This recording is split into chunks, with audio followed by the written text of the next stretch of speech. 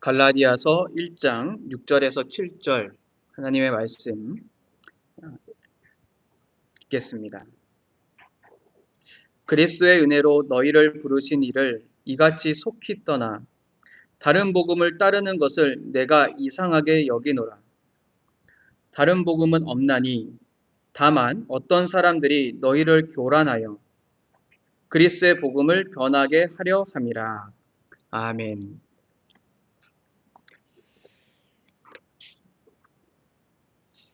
다른 이로서는 구원을 받을 수 없나니 천하 사람 중에 구원받을 만한 다른 이름을 우리에게 주신 일이 없음이라. 사도행전 4장 12절 말씀입니다. 이 말씀처럼 성경은 구원받는 복음에 대해서 단호하고 명료하게 말을 하고 있습니다. 관용과 포용을 중시하는 요즘 시대에서 성경은 어떠한 이 구원을 받는 복음에 대해서 어떠한 타협도 하지 않습니다. 이런 점에서 구원받는 복음은 배타적이다라고 말할 수 있습니다. 모든 사람이 다른 길을 통하여 천국에 이른다는 다원주의나 대중적인 구원을 말하는 만민 구원설을 거부하는 것이 성경입니다. 우리가 믿는 구원은 오직 예수 그리스도를 믿는 것 외에 다른 복음은 없습니다. 예수 그리스도를 믿음으로 구원받는다는 복음으로 시작했던 갈라디아 교회에서 다른 복음이 생기기 시작했습니다. 이 다른 복음은 갈라디아 교회 밖에서 일어난 일이 아니고 갈라디아 교회 안에서 일어났던 일입니다. 누군가 교회 안에 들어와서 다른 복음을 가르쳤고 교회는 그 다른 복음으로 인하여서 혼란을 겪게 되었습니다. 이 중에서 누가 만일 교회가 우리의 구원을 지킬 거라고 막연한 기대를 갖는다면 갈라디아의 상황을 봤을 때 그 생각은 산산이 조각날 것이라고 생각합니다. 교회는 언제든지 다른 복음이 생겨날 수 있고 그 다른 복음으로 인하여서 교회는 혼란에 빠질 수 있고 그 혼란 속에서 우리의 믿음은 늘 위태로울 수 있기 때문입니다. 물론 교회는 참된 복음을 고수해야 하고 전해야 하고 유지해야 합니다. 이런 면에서 그러나 교회는 언제나 불안정하다는 사실을 이해해야 합니다. 우리의 믿음과 신앙과 구원을 지키는 것은 참된 복음입니다. 참된 복음이 교회 안에 있을 때 우리의 신앙이 굳건하게 설 것이고 교회는 건강하게 될 것입니다. 이런 것을 상기하면서 오늘 본문을 이해하면 좋겠습니다. 갈라디아서의 발신자는 사도 바울과 그와 함께한 형제들입니다. 갈라디아서의 수신자는 갈라디아의 교회들입니다.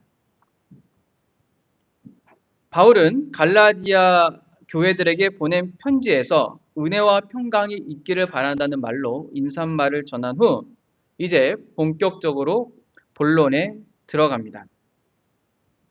이 첫 번째 단락은 6절에서 10절까지 이루어졌다라고 볼 수 있습니다. 그 내용을 간략히 말하면 갈라디아 교회는 은혜의 복음에서 떠나 빠르게 다른 복음에 따르게 된 것에 대해서 바울은 놀랐습니다.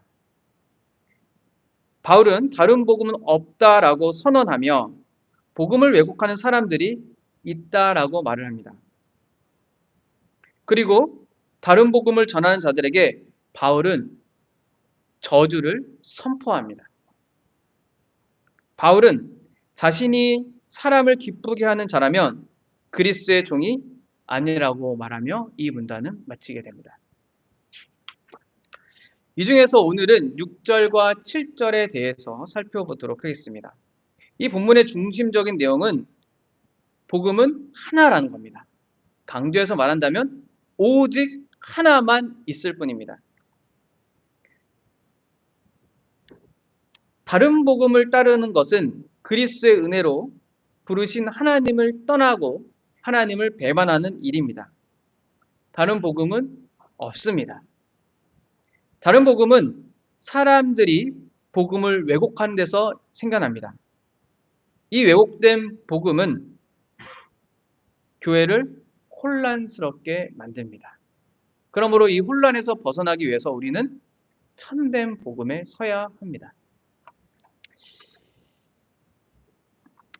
6절에 있는 내용들의 본문을 조금 더 자세히 살펴보도록 하겠습니다.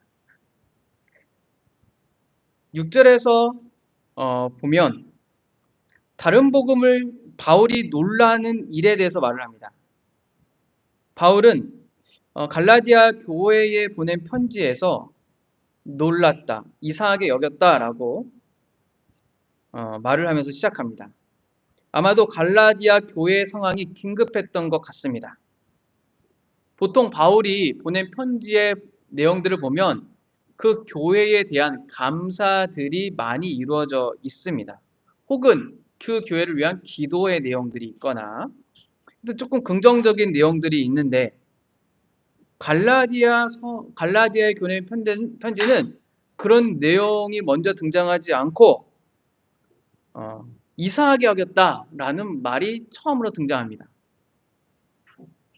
바울은 이 감사를 쓰기도 전에 그 상황에 대해서 매우 놀랍고 충격을 받았던 것 같습니다. 여기서 이상하게 여겼다라는 표현은 놀랐다라는 표현인데 이것을 조금 더 자세히 설명하자면 어떤 일에 대해서 놀랐는데 그것이 반대하고 실망하여서 책망까지 할 정도로 놀랐다라는 겁니다. 그러니까 긍정적인 의미에서 감탄했다는 것이 아니라 약간 부정적인 감정적인 놀람을 표시하는 거죠. 바울이 이렇게 놀랐던 것은 갈라디아의 교회들에게 전한 그리스도의 복음의 은혜에서 그들이 너무나 빨리 떠났기 때문에 그렇습니다. 이런 일들은 언제든지 발생할 수 있습니다. 이런 일들은 신약뿐만 아니라 구약에서도 발생했습니다.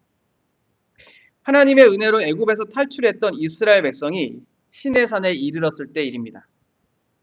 이스라엘 백성은 하나님의 은혜로 애굽으로부터 구속받았으며 시내산에서 하나님의 백성으로서 하나님과 언약을 맺게 됩니다. 그리고 율법을 받게 되죠. 그리고 모세가 산으로 올라갔을 때 산 아래에서 어떤 일이 일어났습니까? 그들은 금송아지를 만들고 우리를 인도해낸 신이라고 불렀습니다. 출애굽한 지 얼마나 됐나요? 얼마 되지 않았습니다. 이를 보시고 여호와께서 이렇게 말씀하십니다. 내가 그들에게 명령한 길을 속히 빠르게 떠났다. 이 이스라엘 백성이 하나님의 명령하신 길을 떠난 것은 하나님을 배반한 사건이었습니다. 이처럼 바울도 갈라디아 교회에서 그리스도의 복음의 은혜에 떠난 사건을 하나님을 배반한 사건으로 말을 하고 있습니다. 그리스도의 복음은 우리에게 죄 용서의 은혜를 경험하게 합니다. 죄로부터 해방을 경험하게 하죠. 근데 이러한 그리스도의 복음으로 주어지는 은혜는 하나님께서 그의 나라인 은혜의 통치 안으로 참여하게 하는 부르심으로 주어진 것입니다. 오늘 본문에도 이렇게 나오죠. 그리스도의 은혜로 부르신 즉 하나님을 이같이 속히 떠났다. 쉽게 말한다면 그리스도의 복음으로 주어진 은혜를 버리는 것은 하나님의 부르심을 배반하는 것과 같다라는 말입니다. 앞서 말했던 이스라엘 백성들이 금송아지를 만들고 이것은 우리의 신이다라고 말했던 것과 같은 거라는 거예요.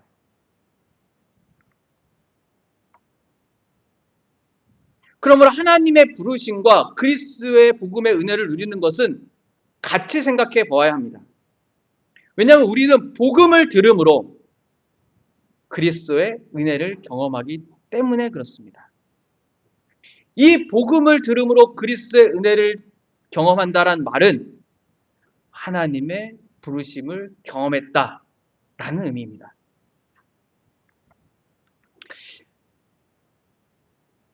여러분, 그러니까 하나님의 말씀을 선포되는 것에 대해서, 그리고 그 말씀이 바르게 전해지는 것에 대해서 중요하다는 사실을 알게 되겠죠. 우리는 십자가에 못 박힌 그리스도를 전하니 유대인에게는 꺼리끼는 것이요 이방인에는 미련한 것이로되 오직 부르심을 받은 자들에게는 유대인이나 헬라인이나 그리스도는 하나님의 능력이 됨이라 라고 말하고 있습니다. 부르심을 받은 자들에게만 복음의 은혜가 하나님의 능력으로서 우리의 가운데 자리 잡게 되는 겁니다. 로마서를 보면 그 자식들이 아직 나지도 아니하고 무슨 선이나 악을 행하지 아니한 때에 택하심을 따라 되는 하나님의 뜻이 행위로 말미암지 않고 오직 부르시는 이로 말미암았다라고 말하고 있습니다. 그럼 그리스도의 복음의 은혜를 누리는 것과 하나님의 부르심과는 전혀 뗄 수가 없는 일이 되는 것이죠. 그리스도의 복음의 은혜를 누리는 것은 이처럼 하나님의 부르심으로 이루어지는 일입니다. 우리도 얼마 전에 살펴봤잖아요. 효력 있는 부르심.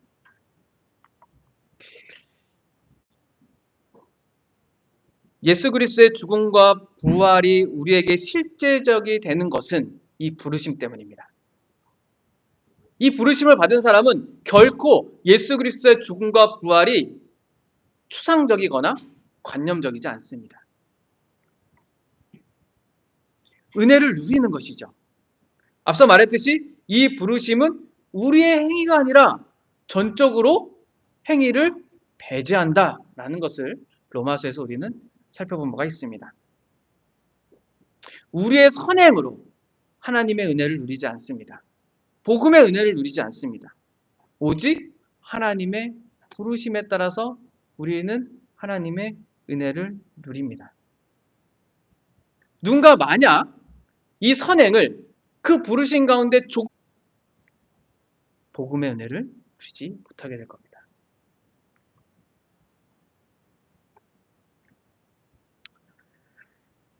이 복음의 은혜의 부르심을 떠나게 된 이유를 바울은 말을 합니다.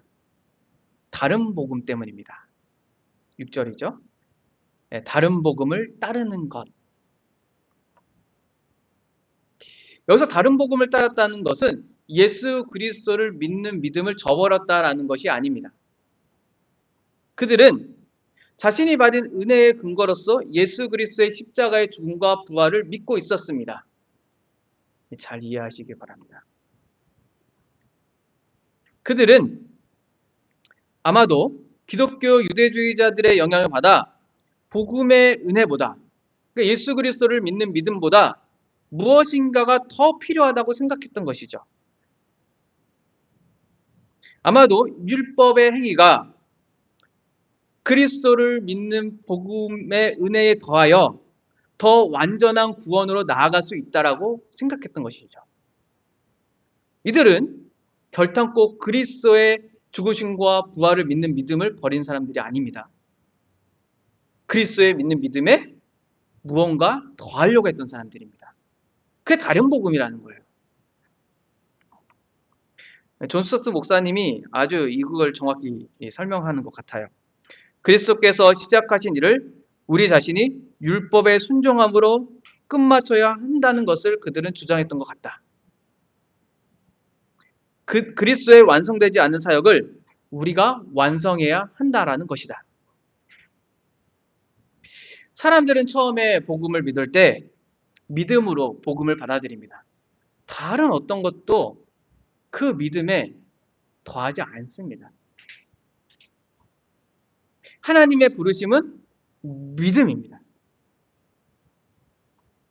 그런데 신앙생활을 하다 보면 어느 순간 예수님께서 십자가에서 하셨던 내가 다 이루셨다라는 말을 뒷전으로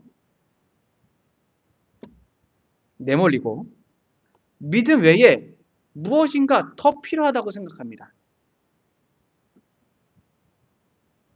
그것이 종교적인 행위가 될 수도 있고 기독교의 도덕적인 생활이 될 수도 있고 혹은 종교적인 경험이 될 수도 있습니다. 사람들이 예수를 처음에 믿음으로 믿다가 왜 점점 믿음이 아닌 다른 것을 찾기 시작합니까? 예수를 믿었는데도 불구하고 일상 속에서, 신앙 속에서 해결되지 않은 많은 문제들이 여전히 우리 가운데 남아있기 때문에 그렇습니다. 그 문제는 사람의 관계적 갈등일 수도 있고 윤리적인 문제일 수도 있고 신앙적인 문제일 수도 있습니다. 사람들이 이러한 문제를 해결하기 위해서 복음 외에 무언가 또 다른 것이 필요하다라고 생각합니다. 처음에 믿었던 그 복음에 무엇인가 더 필요하다라고 사람들이 생각하기 시작하는 것이죠. 이러한 현상은 이렇게 말할 수 있습니다.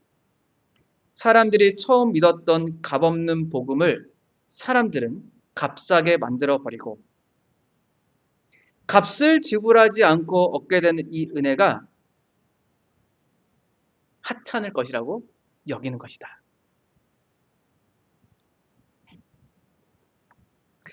바울은 분명히 말합니다. 7절에서 다른 복음은 없습니다. 복음은 오직 하나밖에 없습니다. 바울이 고린도전서 15장에서 복음에 대해서 아주 명료하게 설명하고 있죠. 내가 전해받은 복음은 예수 그리스도께서 성경대로 우리의 죄를 위하여 죽으시고 성경대로 사흘 만에 다시 살아나셨다. 바울이 이렇게 선포한 복음은 자신이 경험한 복음이었죠. 우리가 앞서 살펴보았지만 그 경험은 악한 세대에서 우리를 구원시키는 복음이었습니다.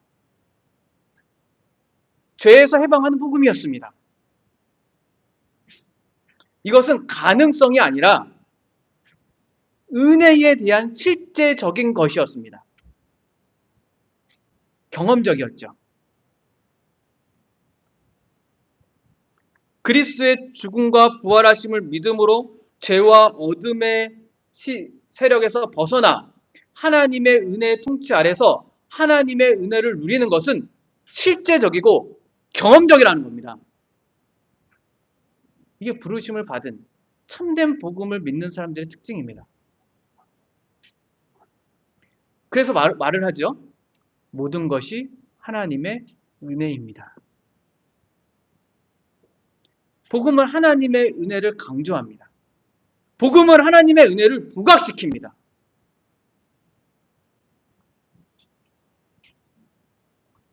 바울이 전한 복음과 예수님이 전한 복음은 같습니다. 복음은 하나입니다. 구약에서 전하고 있는 복음과 신약에서 전하고 있는 복음은 하나입니다.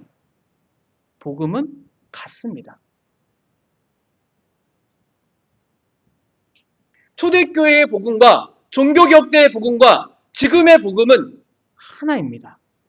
복음은 같습니다.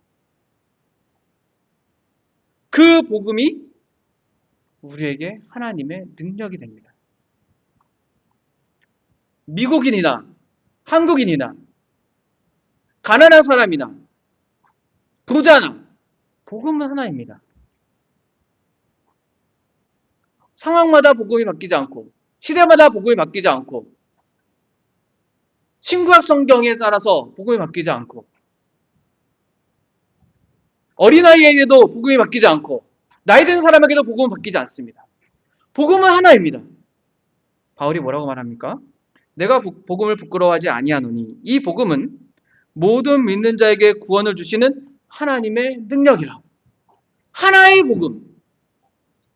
그 온전한 복음이 우리에게 하나님의 능력을 경험하게 하는 것이죠. 먼저는 유대인에게요, 헬라인에게로다. 유대인도 헬라인도 상관없이 복음은 모든 사람에게 하나님의 능력, 즉 구원을 경험하게 합니다. 이 복음에는 문제가 없습니다. 문제는 사람들에게 있는 것이죠. 사람들이 복음을 왜곡합니다. 사람들이 복음을 다르게 해석하기 시작하는 겁니다. 성경을 복음으로 해석하지 않고 다른 것으로 해석하기 시작하는 거죠. 이 왜곡된 해석은 복음을 변질시킵니다. 복음을 바꿔버리는 거죠. 그래서 사람들은 혼란에 빠지고 도리어 참된 복음을 의심하게 만듭니다.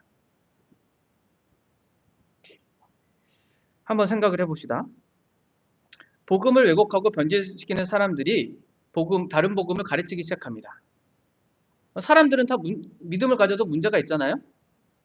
그러니까 복음 외에 다른 것들이 필요하다라고 자꾸만 얘기를 하기 시작합니다. 때로는 설득도 하겠죠. 그러니까 사람들이 믿음으로 구원을 받았는데 처음에 흔들리기 시작합니다. 그리고 그런 사람들이 모여들기 시작합니다. 그들은 예수 그리스도의 죽으심과 부활하심을 부정하지 않습니다. 예수 그리스도의 죽으심과 부활하심이 복음이라고 말하지만 교묘하게 다른 것들이 필요하다고 조금씩 첨가를 합니다. 사람들은 헷갈려합니다. 그런데 그런 이 다른 복음이 사람들의 삶들이나 어떤 종교적인 것들에 영향을 끼쳤다고 생각해 봅시다. 그럼 사람들이 몰려들겠죠. 아, 내가 예수 그리스도를 처음에 믿는 이 복음이 아니고 이 복음을 믿고 더 나은 복음이 있어. 하나님의 뜻을 더 따르는 길이 있어. 하나님과 관계를 더 잘 맺는 길이 있어라고 사람들이 모여들기 시작합니다. 그러면 예수를 믿었던 사람들도 내가 믿는 이 복음이 제대로 된 게 아닌가? 저들이 좀 더 신앙생활 잘하는 것 같고 삶이 좀 더 경건한 것 같아 보이는데? 라고 생각하기 시작합니다. 그러면 참된 복음은 어느 순간 소외된 자리에 있고 중심적인 자리는 다른 복음이 차지하게 되는 것이죠. 그런데 이러한 교회를 상상해 보십시오. 사람들은 자신이 해석한 이 성경 말씀에 따라서 다른 복음을 참된 복음이라고 믿지만 실제적으로는 구원의 길을 벗어납니다.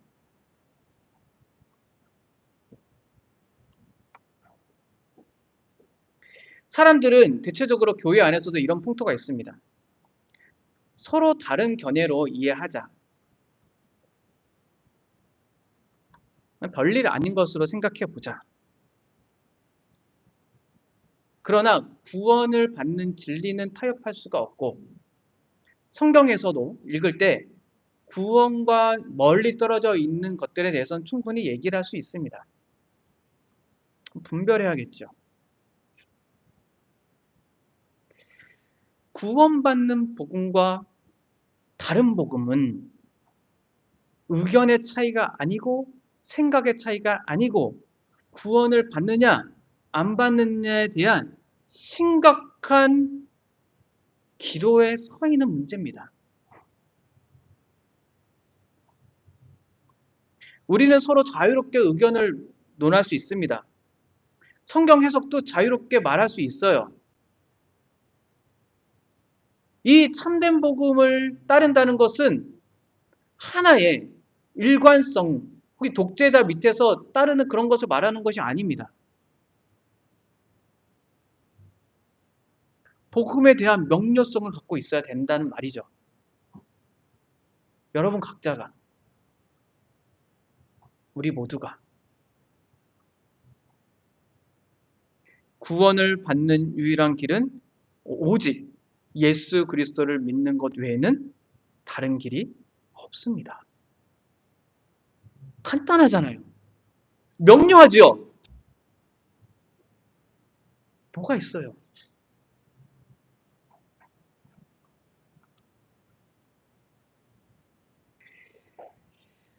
그러나 우리는 이 명료한 복음들이 실제 삶 속에서는 매우 뒤엉켜 있기 때문에 쉽지는 않습니다. 요즘은 더 복잡하죠. 유튜브나 영상들이 널리 퍼져 있기 때문에 더 복잡합니다. 어느 교회나 심지어 이단을 가보십시오. 예수 믿으면 구원받는다라는 사실을 부정하는 데가 어디 있습니까? 그거 부정하던가요? 그거 부정하지 않잖아요. 구원파 이거 부정합니까? 신천지 이거 부정합니까? 많은 교회들이 다 자신이 성경적이라고 말합니다. 다 성경을 따른다고 말을 하죠. 여러분도 다 성경을 따른다 말하고 저도 성경을 따른다 말하죠. 그러면 내가 참된 복음에 서 있는지 아닌지 어떻게 확인할 수 있습니까? 개인적인 주관성에서 그 참된 복음의 그 기준을 설정할 수 있습니까? 내가 말하면 참된 복음이 됩니까? 교회 목사의 총회에 인증받으면 여기서 강단에 설교하면 그게 참된 복음인가요? 제가 늘 말씀드리지만 성경에 기록된 복음과 우리는 갭이 있습니다.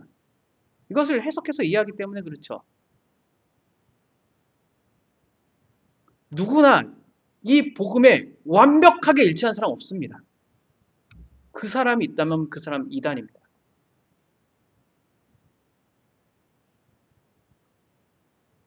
그것은 예수 그리스도와 일치했다는 것인데 어떻게 그렇게 할 수가 있죠?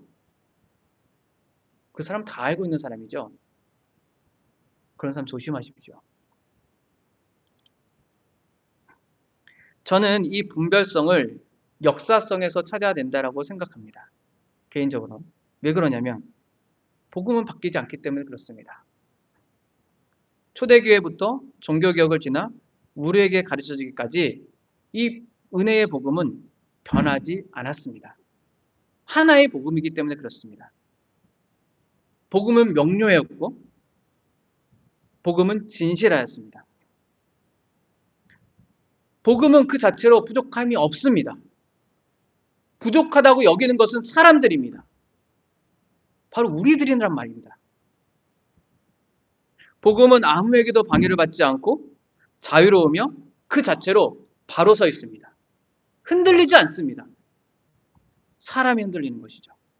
이 복음으로 교회는 초대교회부터 세워져 있고 종교개혁 때 지나서 지금까지도 교회는 이 복음 가운데 세워져 나아가고 있습니다. 이 복음에 우리는 우리의 믿음의 뿌리를 둬야 합니다. 우리의 삶의 뿌리는 이 복음에 있어야 합니다. 복음은 변하지 않기 때문에 그렇습니다. 우리가 변합니다. 그러므로 우리는 그리스도의 은혜 안에 거한다는 것은 무엇입니까? 변하지 않는 복음 가운데 우리가 맞춰가면서 살아가는 겁니다.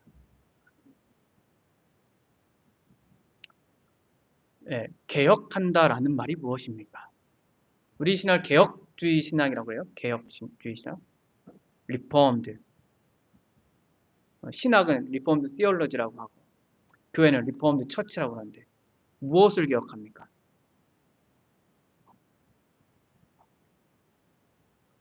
잘못된 것을 고치는 거죠. 그럼 옳은 게 있어야 잘못된 걸 고치겠죠. 옳은 것은 무엇입니까? 복음이고 고쳐야 될 건 무엇입니까? 뿌리입니다. 변하지 않는 게 복음이고 변하는 게 우리라면 우리가 변하지 않는 복음에 맞춰야 되는 것이죠.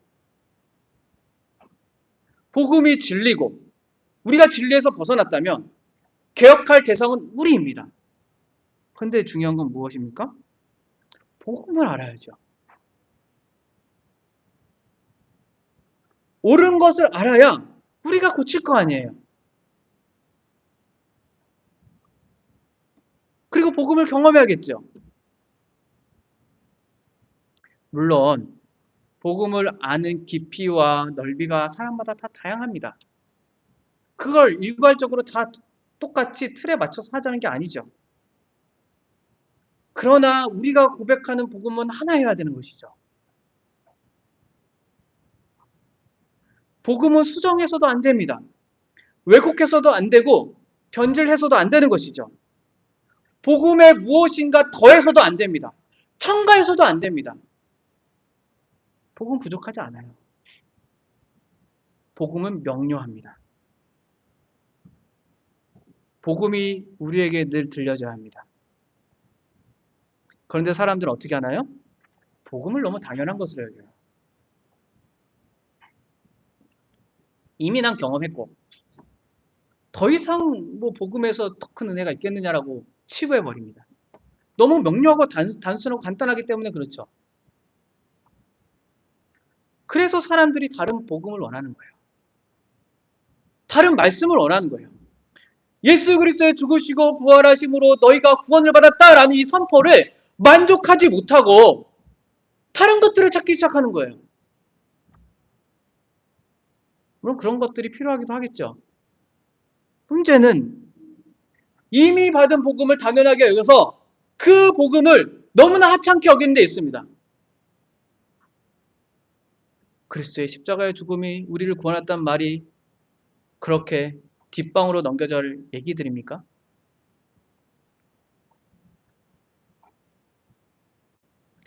여러분이 지금도 하나님의 은혜를 찾고 있다면 이 복음 가운데 서 있기를 바랄 겁니다. 그러나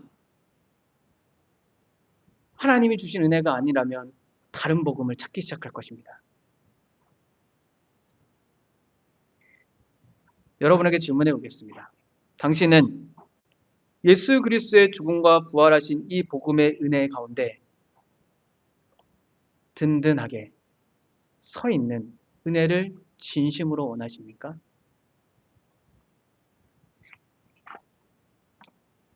그럼 믿으시면 됩니다.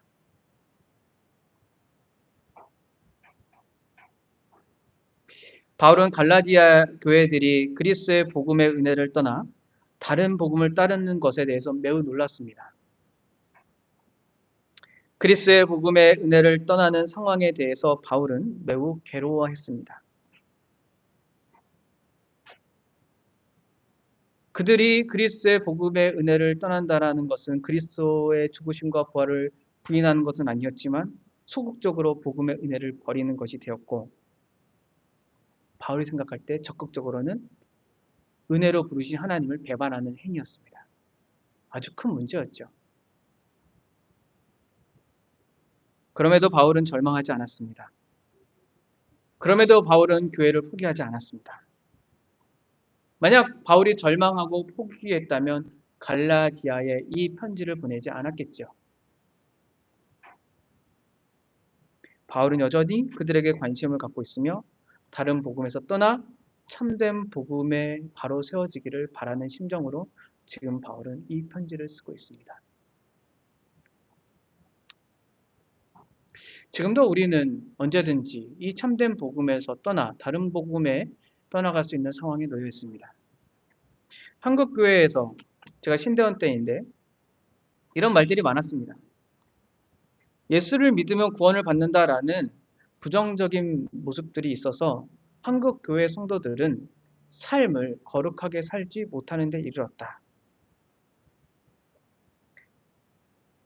예수를 믿고 구원받는다는 이 선언은 우리의 삶과 상관없이 구원을 받는다는 말에 구원을 받는다는 인식을 심어줬기 때문에 삶과 무관하게 사람들을 살게 하였다라는 것이죠. 그래서 사람들은 이 그리스도를 믿으면 구원을 받는다라는 복음에 대한 내용들을 이벤트식으로 전하기 시작했고, 교회의 주요한 이 내용들은 어디에 차지하게 되었냐면 훌륭한 가정을 세우기, 훌륭한 남편 되기, 아내 되기, 직장 생활에서 어떻게 살아갈 것인가, 인간관계 속에서 어떻게 해결할 것인가에 대한 내용들로 가득 채워지기 시작했습니다. 저는 이 모든 것들이 필요하고 좋다라고 생각합니다. 그걸 부정하지 않습니다. 하지만 은혜의 복음을 자신의 삶의 중심으로 두지 않고 자신의 삶만을 개혁하려 한다면 어느 순간 자신도 모르는 사이에 다른 복음을 따르게 될 수 있는 위험성이 아주 많다는 사실은 알고 있어야 된다는 것이죠.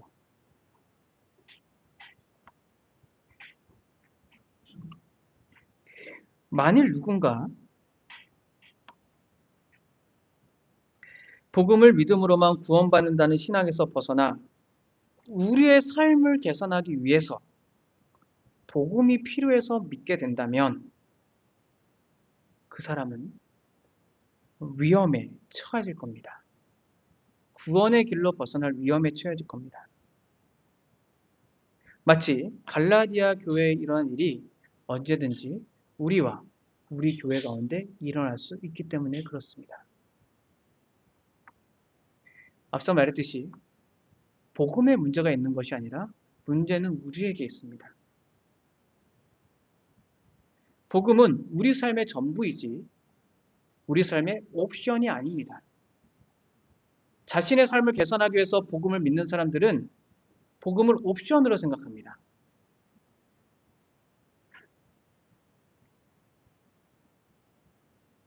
그러한 일은 불행하게도 교회에서 시작했습니다. 교회는 사람을 늘린다는 명분하에 그리고 구원을 더 많이 받는다는 명분하에 교회 회원을 무분별하게 받아들였습니다. 때로는 교회는 믿음을 유도하기도 했습니다. 기다려주지 못하는 거죠. 그 사람이 복음에 대한 바른 고백을 할 때까지 기다려줘야 되는데 교회는 기다려주지 못하는 겁니다. 빨리 믿음을 고백하고 빨리 세례를 주고 빨리 직분을 세워서 교회를 성장시키기를 바랬습니다. 복음을 알기 전에 그들은 세례를 받게 되었고 복음을 알기 전에도 직분을 세우게 되었고 그러니 교회가 어떻게 됐겠습니까? 점점 복음이 희미해지기 시작합니다. 물론 그 사람들이 복음의 은혜를 경험하지 않았다라는 것은 아닙니다. 복음의 은혜를 경험할 수도 있겠죠. 하지만 자신의 삶에 복음을 두고 살아가는 것을 배우지 못합니다. 변하지 않는 모습을 보고 복음 외에 다른 것을 찾습니다. 왜 안 변합니까? 복음이 문제입니까? 우리가 문제입니까? 그들은 복음을 이미 경험했다는 사실을 토대로 복음이 자신의 삶을 개선되지 않기 때문에 다른 복음을 찾기 시작하는 것이죠. 복음이 확고하게 그 심정에 세워져 있지 않으니 다른 복음을 찾기 시작합니다. 그러나 그들에게 물어봅니다. 복음을 믿습니까? 복음을 믿는다고 합니다. 그러나 복음이 당신의 삶의 전부입니까? 전부라고 합니다. 그런데 그들의 삶의 양태를 보면 다른 복음을 찾습니다.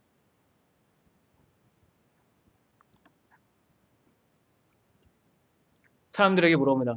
당신이 믿는 복음은 무엇입니까?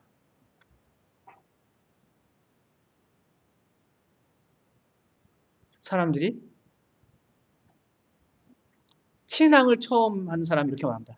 예수 그리스도를 믿음으로 나는 구원받았다는 게 복음이다라고 말합니다. 그런데 여러분 놀라지 마십시오. 신앙생활을 오래 한 사람에게 물어보면 뭐라고 말합니까? 그게 너무 간단한 얘기 같은 거예요. 자신의 신앙에 많은 이야기를 풀어놓습니다. 가만히 들어보면 복음이 없어요. 충격적이죠? 왜 신앙이 깊어졌는데 복음에 대한 명령성이 없고 자신의 신앙의 경험만 그렇게 늘어놓습니까? 신앙이 깊어지고 연륜이 깊어지면 복음의 이해가 더 깊어지고 명료해져야죠. 예수 그리스도께서 우리의 죄를 위해 죽으시고 부활하셨습니다. 이것을 믿는 나는 구원을 받았습니다 라는 말을 점점 페이지 수가 늘어나야죠. 처음에는 5줄, 10줄, 한 페이지, 2페이지. 그게 복음을 믿는 겁니다. 그 복음의 뿌리를 내리지 않으니 다른 복음에 빠지는 겁니다. 그들은 복음에서 다른 것을 찾기 시작하고 어떤 특별한 경험을 하기 시작합니다. 그러니까 어떻게 하죠? 자신이 경험한 이 신앙의 방식대로 교회를 이루어가려고 합니다. 지도자들이 그렇죠. 장로들, 목사도 마찬가지입니다. 언제든 이 위험성에 처해 있습니다. 자신의 사고방식에 따라서 뭔가를 하려고 합니다.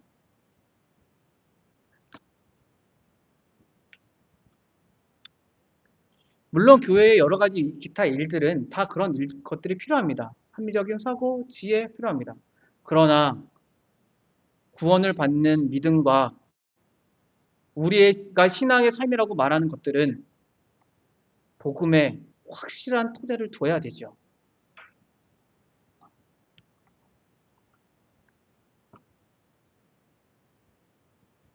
모든 것은 교회에서 여러 가지 일들은 상의할 수는 있지만 복음은 타협할 수 없어야 합니다. 고수해야 됩니다. 복음은 믿고 따르는 것입니다. 복음은 선포되는 것이고 하나님의 설득에 의해서 받아들이는 것이고 복음은 믿는 것이고 따르는 것입니다. 복음이 어렵지 않죠. 간단합니다. 명료합니다. 단순합니다. 그러나 복음의 깊이와 넓이를 측량할 수 있습니까? 없지요. 그리스도의 은혜를 그것은 다 측량했다는 말인데 얼마나 교만합니까? 예수 그리스도를 믿음으로 구원받았다는 모든 내용을 내가 알았다.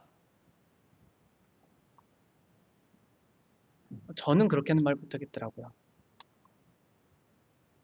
왜냐하면 복음은 우리에게 늘 새로움을 경험하게 해주기 때문입니다. 새로운 창조의 사건을 우주에게 경험하게 합니다. 그러므로 복음을 믿는 것 외에 다른 것에 눈을 돌리지 마십시오. 우리 삶의 토대는 복음을 믿는 것에 두어야 합니다. 그것은 우리를 그리스도의 은혜의 복음으로 부르신 하나님의 부르심에 적극적이고 반응하는 것입니다.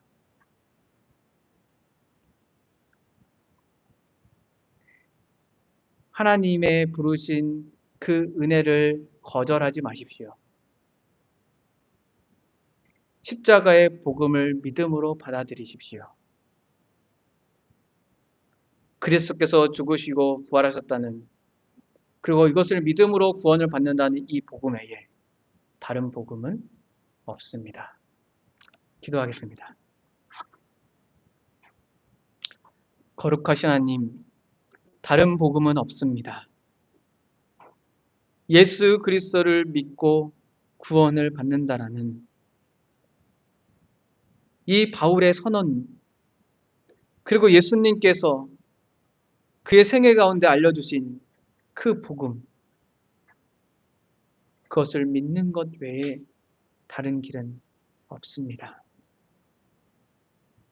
우리가 이 복음에 서서 다른 복음에 눈을 돌리지 않도록 늘 우리를 점검하게 해주시고 살피게 해주셔서 날마다 믿음 가운데 주시는 하나님의 놀라운 일들을 경험함으로 복음의 더 깊은 이해가 있게 해주시옵소서.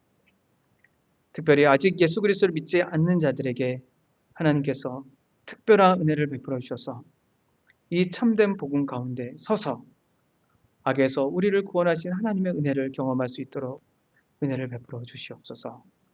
예수 그리스도의 이름으로 기도합니다. 아멘.